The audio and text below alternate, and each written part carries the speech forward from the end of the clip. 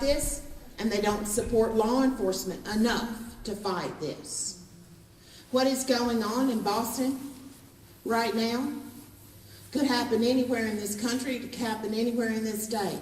Because as you know, our borders are open, wide open, and people from all over the world are pouring in here. We've said that before. But when they're pouring in here, they're bringing some very, very bad, wicked, evil things with them. And that is the human sex trade. There are women and children, boys and girls, whose lives are a living hell because of this.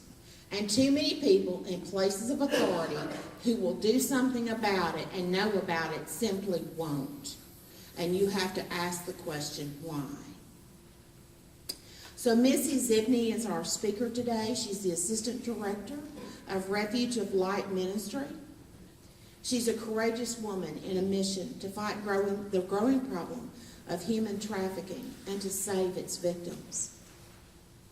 Refuge of Light is a nonprofit organization that's dedicated to establishing a long-term safe home that provides physical, mental, and spiritual healing in an effort to overcome the brutalization of modern-day slavery, sex trafficking. Her ministry is based in White House, and I want to pay tribute and to say thank you personally to a man of great integrity in our community that has stepped up and said that he will absolutely help with this, and that is our sheriff, Sheriff Larry Ray Smith.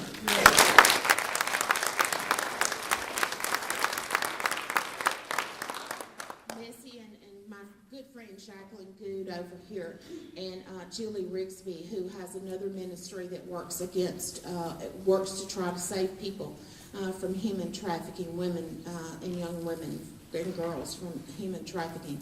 We had a meeting with Sheriff Smith not long ago, and Sheriff Smith, we had talked about this before he was ever elected sheriff, and he is committed to cleaning it out of Smith County. And not only that, his officers want to do the same thing. He was extremely responsive that day, and his support staff that were in the room that day were extremely responsive. And I'm going to tell you, I believe that he is committed to doing what he can. And he is so committed that he's agreed that we will have a community training on human trafficking. And our good friend Brandon, y'all remember Brandon?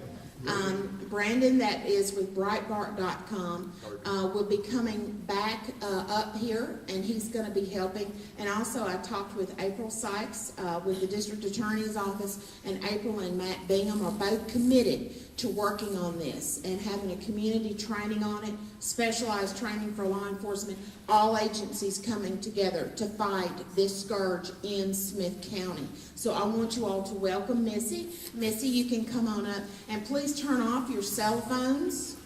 If you have to answer your phone, please exit the room before you start talking on the phone. Okay? Okay, y'all ready for the video? Okay, thank you.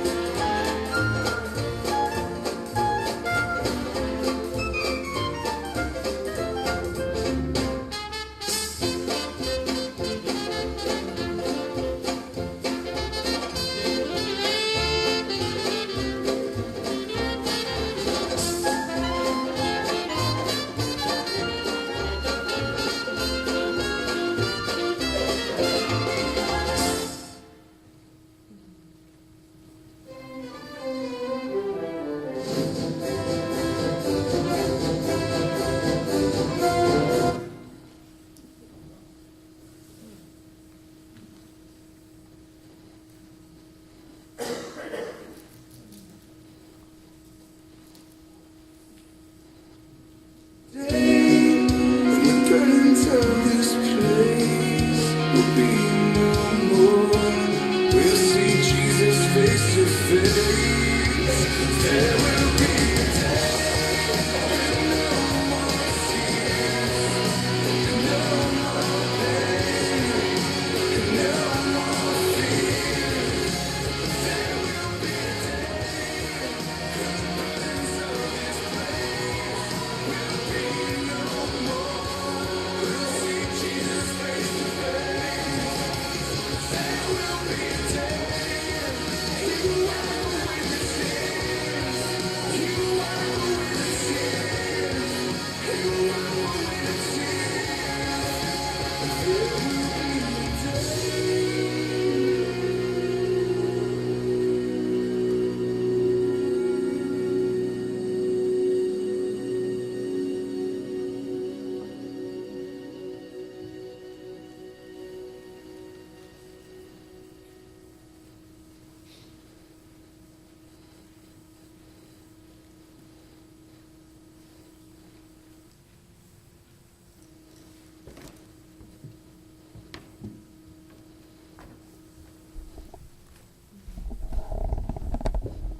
Good morning. Good morning. Or evening, I should say. Afternoon. Thank you so much for having me here today. I'm just privileged to be here, and thank you, Joanne, is that better? Should I use the handheld? Okay, I'll keep going. Well, my name, as Joanne said, is Missy Zivney, and I'm the Assistant Director for Refuge of Light. We started this journey about 4 years ago. We received our 501c3 in the year 2010, so that puts us at being an established nonprofit for 3 years now. Does that sound okay? Let's move to a handheld. Let's do that. Good.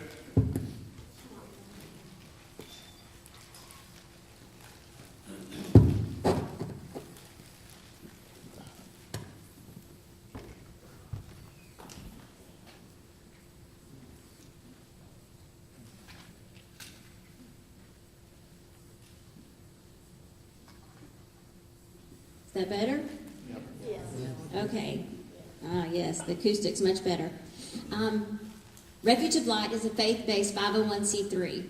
Our mission, Refuge of Light, is to provide a safe haven, redemptive rescue, and restoration of female victims of domestic minor sex trafficking through advocacy, awareness, and holistic care. I would like to say, again, we are faith-based. We do not believe that outside the confines of what God is able to do and what He has ordained, that any of this would be possible. We believe that it is through His love, through His grace, that we will be able to bring these children to a point of redemptive rescue. We cannot do that of our own volition. The most important thing about this journey is not seeking justice. And the most important thing about this journey that we're on is not about saving the girls. And that may sound harsh, but the most important part of this journey that we are on is glorifying God through that process. Just give you a little information about what we've discovered on this journey. As I stated, we started this process about 4 years ago. At the time, I was working as a children's pastor at a local church here in Tyler. And I discovered the issue of child sex trafficking. And when I say those words, in my mind, there's a disconnect. Because those 3 words should never be uttered in the same sentence. Child sex trafficking. I was at a leadership conference and I heard a gentleman speak on this issue. His name's Gary Haugen. If you know him, he is the founder and president of International Justice Mission. And like I said, at the time, 4 years ago, we weren't even talking about this being a criminal activity here in the United States. It was talked about as if it was occurring on foreign soil, in Thailand, in Cambodia. And at that time, God opened my eyes to this issue, and as horrific as it sounded, and as horrific as it truly is, I walked away from that conference, obviously with a paralysis by analysis. You've heard that said before. And I went back to my normal life. I was far removed from it, so I thought. I have 4 children.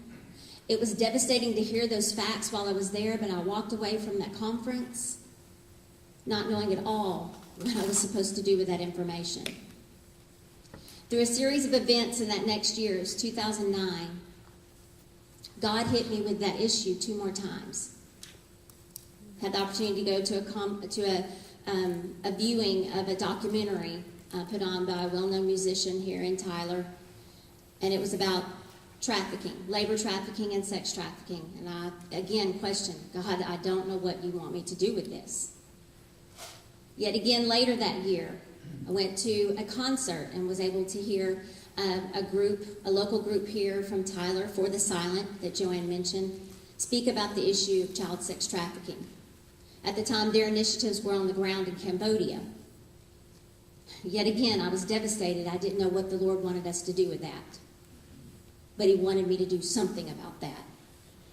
Because the more I started digging into this issue of child sex trafficking, I realized we had a very pervasive issue here.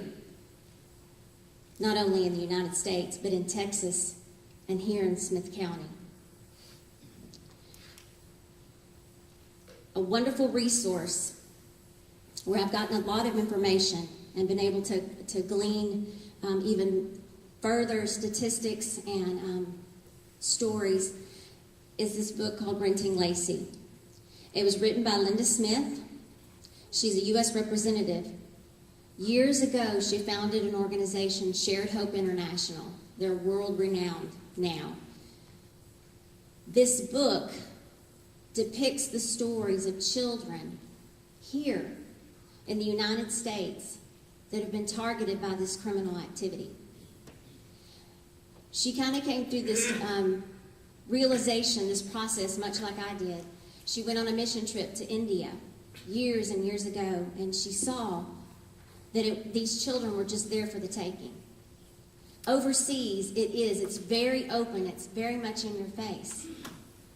Here, it's a much more insidious evil. It's hidden. We don't talk about it. We deny it. We're Americans. Things like that don't happen here. I'd like to read an excerpt from her book and what she discovered, because she came back from India on that mission trip. What is the book again, the name? Renting Lacey. Renting Lacey. She came back to the States, and she was devastated by what she had seen. She writes, "Our team at Shared Hope has spent years examining the worldwide marketplace where women and children are sold for whatever sexual acts the buyer desires. For one project, we were funded by the U.S. Department of State's Office to Monitor and Combat Trafficking in Persons. The concept was to choose a sampling of various countries and see what was happening in each specific culture and region of the world. The list of countries ended up being quite diverse: Japan, Jamaica, the Netherlands, and just for kicks, they threw in the United States. We decided to include the United States in our profile to see just how extensive the global trafficking industry was, and whether girls were being imported into America from other nations, what their average age might be, and how big the demand really was." She goes on to say, "I wasn't expecting to uncover the unfathomable, but we did. At the beginning of the study, I thought the largest number of victims in the USA would be foreign, and the primary buyer would be a man who traveled across national borders to buy sex from a victim. Our investigation proved me painfully wrong." And she goes on to say, "There are over 100,000 domestic child sex trafficking victims in the USA each year. 100,000 or more who don't come in from other countries. They are our own children. I'd like to give you a definition of child sex trafficking. Essentially, it's rape for profit of children. It's the sexual exploitation of a child under 18 through pornography, forced prostitution, or any other form of sexual involvement. And in a case of a child, a minor, force, fraud, or coercion do not have to be proved. Any sex act on account which anything of value is given to or received by any persons. For example, I know this from personal experience. One of the things that we are able to do with Refuge of Light, we work in shelters and detention centers. And I had the opportunity to volunteer in a shelter here in Tyler. And there are numerous girls that come through this shelter. It's a 90-day emergency shelter, so it's essentially a holding tank for these girls. I would say 90 to 95% of them have been sexually abused. Not necessarily trafficked, but they've been sexually abused. I've had the opportunity to talk with 30 to 40 girls just this past year. And approximately 6 to 8 of them, from stories that they've recounted, they have been victims of sex trafficking. And here's the kicker. It happened within their own family. These are children that come from broken homes, from dysfunctional families, where in these cases typically it is a parent that is a substance abuser, maybe one, maybe both. These little girls that I've had the opportunity to speak with, most cases their father's in prison. The mother's trying to make ends meet. She, in her duress and distress, she becomes a substance abuser. And at that point, if you know anything about drug addiction, the main concern in that person's life becomes that next high. At that point, their child becomes a commodity. Here enters a boyfriend, a drug dealer. She has spent everything she has. What does she have to offer him? Her daughter. And these children come through these centers, 14, 15, 16 years old, telling these stories that this is what's happened to them. Now, we had the opportunity recently to place one of these young girls. She came out of her family life was horrible. Her mother was a prostitute. Her grandmother was a prostitute. She was actually picked up by a well-known trafficking ring in Houston. She somehow escaped. Just through our conversations with her in Bible study, she opened up. These children, they don't trust anyone. But the longer that we're able to be there with them and minister to them, they start opening up. The walls start breaking down. And she tells this story that you think, oh my gosh, this sounds like something that's just too bizarre to be true. And it is bizarre. She was under the authority of these traffickers for over a year, beaten, raped, tortured. She had gotten away. She actually went to live with a family member. Because these children have been through so much, they go into survival mode. They're very difficult to deal with. They oftentimes revert from victim to predator. That's how they survive. The family could not handle her, so they basically dropped her on the doorstep at the police station. And that's how she came through the shelter. She was labeled as a runaway. They had none of that information that I just conveyed to you until she went into the shelter and we started building a relationship with her. And then this information started coming out. We were able to place her in a safe home this past February. And ironically enough, her name is Justice. I would like to read to you some misconceptions about trafficking, because a lot of people think this doesn't happen here. This happens overseas. A parent would not ever dream of trafficking their own child. So here's a list of top 9 misconceptions about human trafficking. Just like I said, this is not a big problem in America. Human trafficking is the second largest and fastest growing criminal enterprise in the world. It generates $32 billion per year and impacts as many as 300,000 American children. As many as 300,000. They have a very broad range of numbers there. You will hear from 100,000 to 300,000. We kind of shoot somewhere in the middle.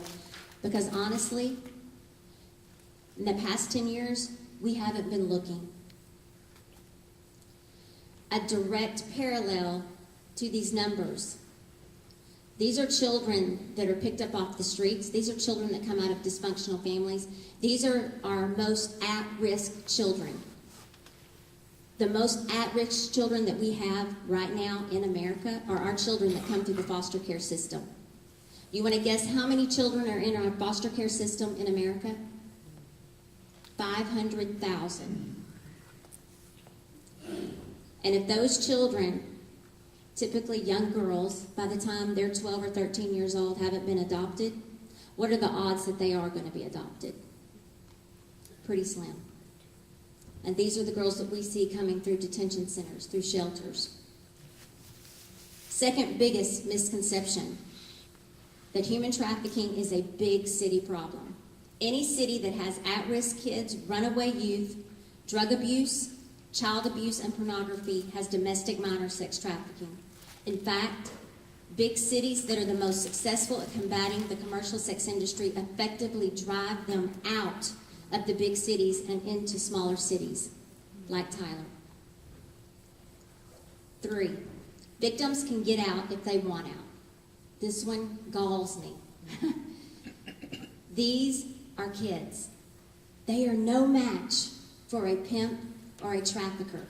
Do you know that there is actually a manual that has been published for pedophiles, for traffickers, for pimps to coerce and lure children in?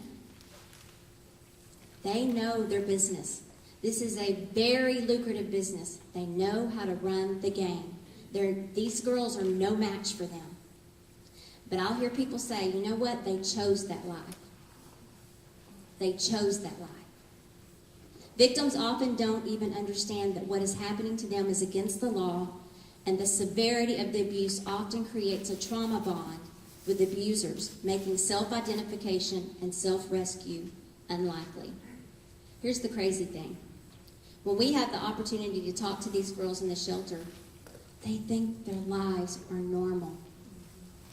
They don't know any different than the abuse and the torture that they've been subjected to. That's all they've known. Another misconception, that there must be a pimp involved. Pimp-controlled prostitution is only one of 3 forms of sex trafficking in America. Other forms of trafficking include familial prostitution, just like I mentioned earlier, or survival sex. And I want to pause there for just a second.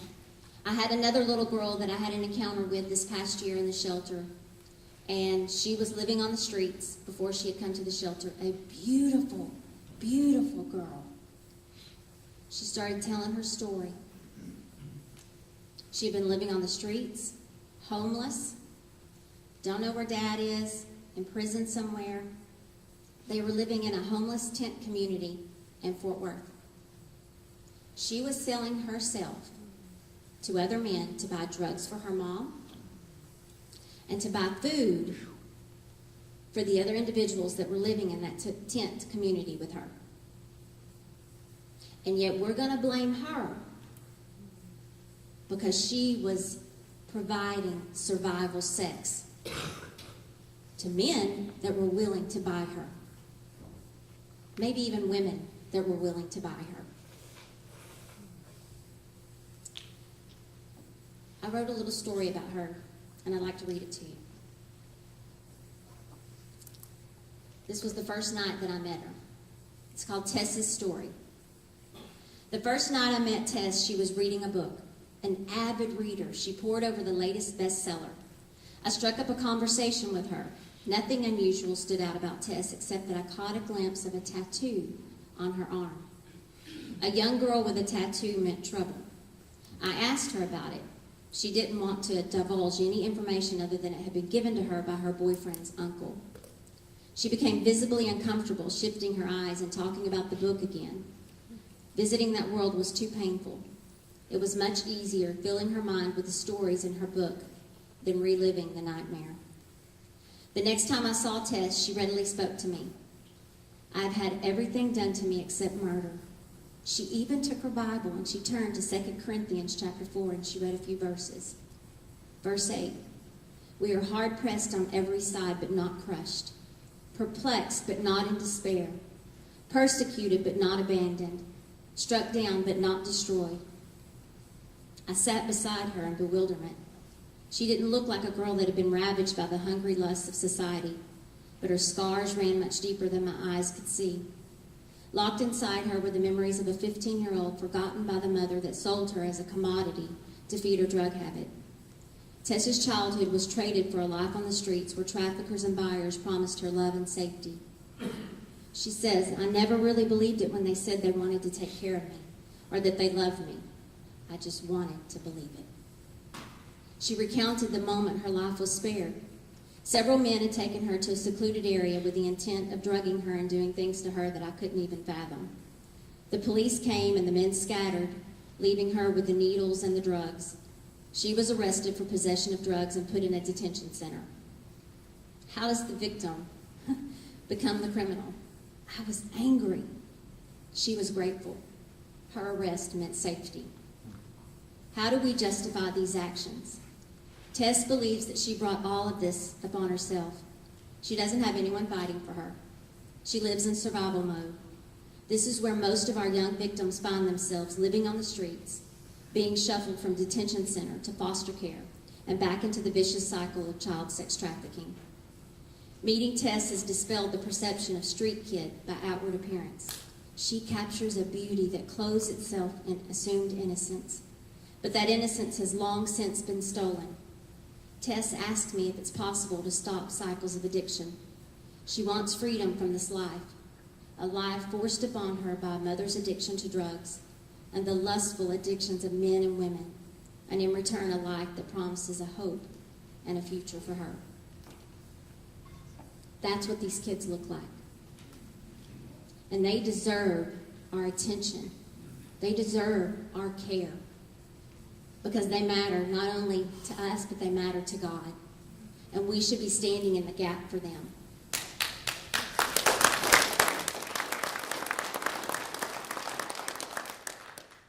So Refuge of Light, we function with 3 prongs of intent.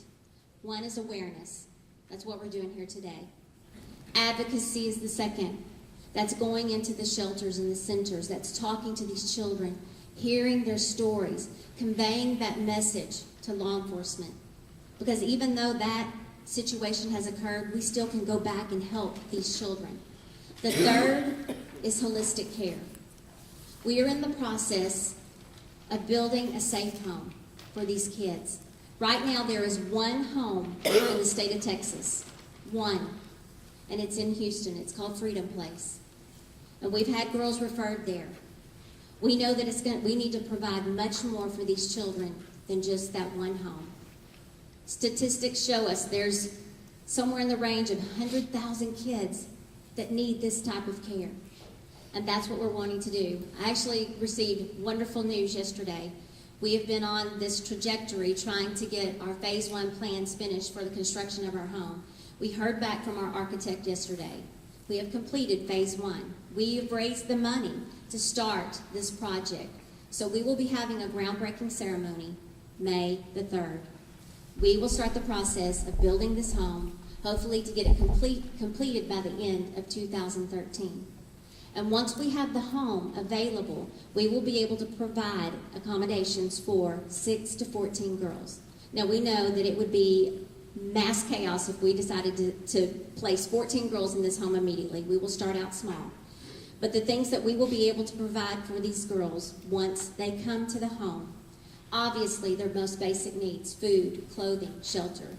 But other services that we'll be able to provide are counseling, mentorship programs, work study programs, life skills classes, on-site alternative education. Most of these girls, because of the life that they've led, they are years behind in their education. So why shame them? Why try to place them in a position where they can never succeed? We've got to meet them where they are. So we will provide them with alternative education there at the home. We also believe that they each have a skill and a gift. They just don't know what it is yet. And we want to provide every opportunity for them to learn the reason they are there, why God created them. We'll also provide pet therapy and, oh my, driver's education. We do want these girls to have a life outside of the home. The home will be licensed as a general residential operation, and this is nothing short of a miracle from God. Buckner International, if you know Buckner, they have agreed to partner with us. Now, that doesn't mean that they're funding us, but what that does mean is that they are a child placing agency, and they will be able to license the home once it is built. And that's huge, because we would never be able to open if they didn't. So they must believe that we are going to do this. So please be in prayer for us. We have a website that you can visit. It's www.refugeoflight.org. We also have a Facebook page for those of you that do Facebook. And actually tomorrow I will be doing an extensive training at Glenwood Church of Christ from 8:30 until 11:30. So if you want to know more about child sex trafficking or more about Refuge of Light, I will be there tomorrow, 8:30 to 11:30. Thank you so much for your time. I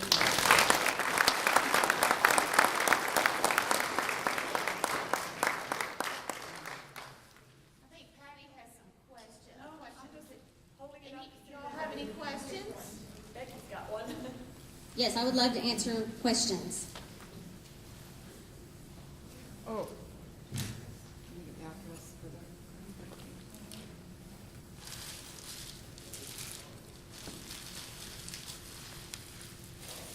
What percentage of child sex trafficking involves boys, or do you know? Boys.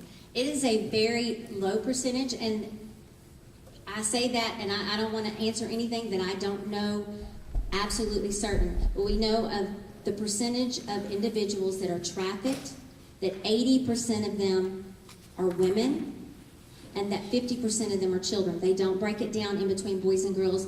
We find a very, very, very small percentage of boys, and I don't know if that's more related to the shame factor because they are boys, and we've not come across that. And I can tell you, even law enforcement, they do not come across it. I'm not saying it doesn't happen.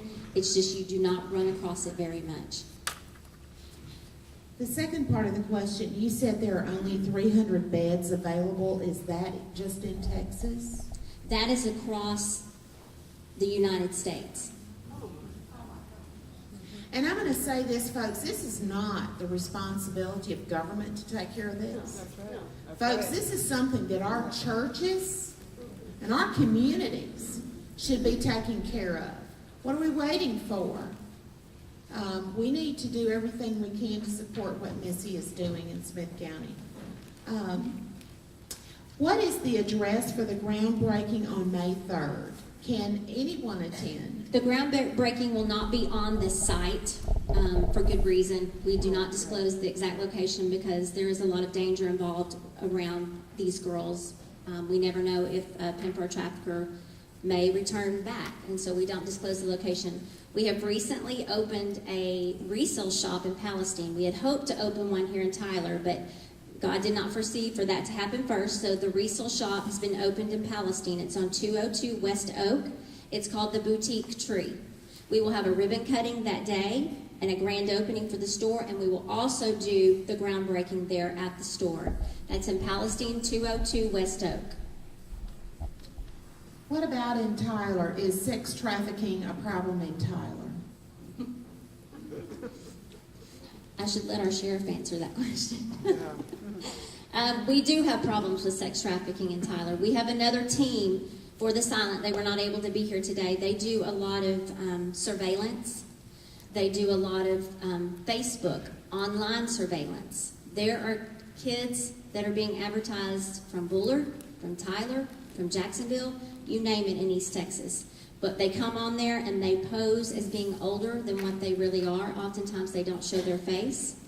And this team also, other than the online surveillance, they do actual surveillance at some of the hotels in Tyler. And yes, it is going on. After alternative adult education, then what? Do you have work assistance programs? Yes, we want to partner with businesses in East Texas, Tyler, Palestine, Jacksonville, Athens. So if you are business owners, we would love to partner with you on work study programs. We believe that every child that comes through this program, they should have the opportunity to go to college if they want to. We are also establishing a pay it forward program so that if these girls are journaling, I actually met a lady who publishes books. If we're going to link in with what these skills are with these girls, and if it's writing, if it's making clothing, if it is creating art, we want to put those things in the store. We want to start an account for them. And then we want to partner with different churches, with different businesses and individuals so that they can match their account so that they have a good little nest egg to carry them on over either into college. And obviously, because they will have come through CPS and different governmental agencies, they'll have the opportunity probably to have their college paid for. Do these girls ever fully recover, and can they live normal lives? Do they ever fully recover? We have girls that are now grown that have started organizations that they are leading the charge in this arena. I do believe they can. Scripture tells us there is redemptive rescue. It cannot come through us. We are just the hands and the feet of Christ, but through God, anything is possible. So yes.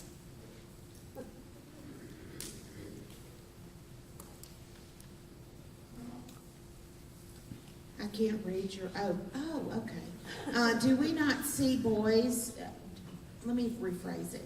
Do you believe one of the reasons we don't see boys or statistics on boys because they've been trained to be predators? Do you think they're trained to be predators when they get older? Partially, yes. And I want to tell you something else that we do with it's called Light Ministries. When we work in the detention centers and the shelters, we believe that you have to pour into the young men also. Because people tell us all the time, why are you not working with young men? Well, they're not being identified. What we do is we believe that we have to catch them young. And so when they're coming through the system, when they are in the detention center, we believe that we pour into them the love of Christ. You know, we were created for relationship. God created us for that reason. And the majority of these children have come from broken homes. There's not a father there, or if there is, it's not a father that you would want in that situation. And they equate that earthly father with the heavenly Father. And we believe that these boys will potentially one day be our future buyers or our pimps. And we want to stop that before it happens. And so we pour into them in these detention centers as well. Any other questions? Sheriff, would you like to say a couple of things to us about what you plan to do? Y'all quit laughing. Larry Smith is used to me putting him on the spot, if you remember. Thank you, Joanne. What we have decided to do in meeting with Missy and another lady and Joanne here recently is we're going to put together some training for not only for law enforcement. It's going to be like a two-phase training. And we're going to open up probably be 3 to 4 days of training. The first day or so will be open to the public, people we need to make aware of this situation. And then the last part of it will be for law enforcement only, some things that we need to do and some training we need to provide other law enforcement.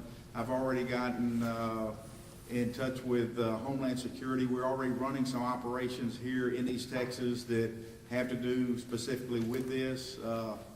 And I was really proud of one of my people that I brought into the room when we were having the meeting there that was able to speak with them about the exact same things they were already seeing. A lot of this is tied in with, like she says, with all the different narcotics. And since we have now in Tyler, I hate to admit it, but we've become a narcotics hub. Instead of it being in Houston or Dallas, we've become that now.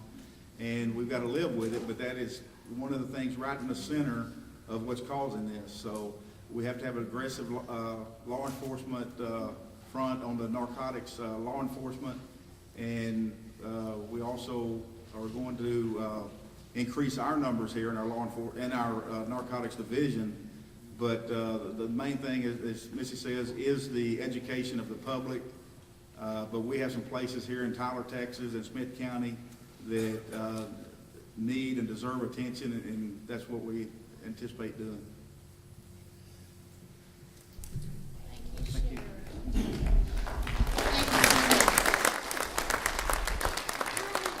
I would like to tag one more thing. We do have what is called the White Umbrella Tour. We are in with a mentoring program at Wellspring Living. They have the model that has been beautifully laid out for us. They've been in this arena working, helping young girls for over 10 years and doing exactly what we're wanting to do with this home. And so when God put this upon our hearts to do this, we were like, okay, we need a model. I mean, it's crazy to think to recreate the wheel, so we have partnered with them. The executive director is doing a tour. She just wrote a book, The White Umbrella, and she's doing a book tour across the state of Texas. And so she's going to Dallas, and then she'll be here in Tyler May 16th. That is a Thursday. There will be a round table meeting that morning where we were going to try to gather law enforcement and different agencies, CPS, CASA, to be at that round table meeting that morning at 10 o'clock. That evening is when it's open to the public. It will be at the 110 Student Center at Green Acres. It will start at 6:30. We would love for all of you to come. She's going to share her story. There will be a time of praise and worship and basically a call to action, because all of us should be addressing this issue. And that's May 16th at the 110 Student Center at Green Acres. Okay, any more questions for Missy? Yes, sir. What kind of penalties do the courts put on these pimps and on these customers who are involved and found guilty? It depends if it's a federal, they can try it on a federal offense and they can be put away for a very long time. Should be published. Yeah, well, and it is, there's the Texas Penal Code, and then there are federal laws, and you can look into that and see. I'm not a lawyer, and of course, the sheriff may know more about the penalties than I do, because we're more on the victim's assessment end. And that's part of the emphasis that we're going to be putting on this when we have Brandon Darby come to town, because Brandon works with the FBI and works with other agencies around the state. And he's actually has written for Breitbart.com an expose on what the federal government is not doing. The Justice Department, Brandon has, and I've seen the documents, and we've tried to get them to congressmen to do something about it, but the Justice Department has issued a directive to law enforcement on the ground and said, take the word minor out of your paperwork, because see, if it's a minor, it triggers immediate action and interdiction. And if you take the word minor out, you can get around to it sometime.